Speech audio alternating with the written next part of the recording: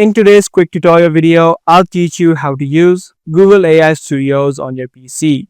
This is going to be a short and easy tutorial, so make sure you watch it until the end and let's get right into it. Now the first thing you want to do is open up a web browser and search for Google AI Studios. As long as you have a Google account, you don't need to create an account of Google AI Studios.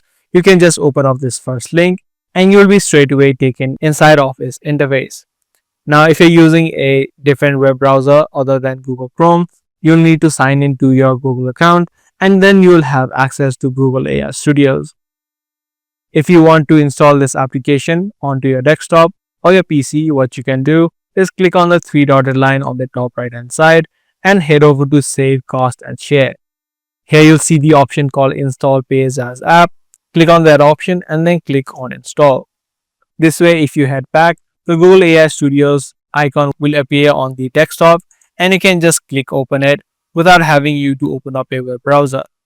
So if you need quick access to Google AI Studios, this can be a better option.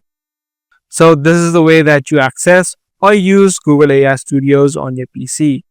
Be sure to give this video a thumbs up and also make sure to subscribe to this channel for more informative videos just like this. That's all for today. I'll see you in the next one.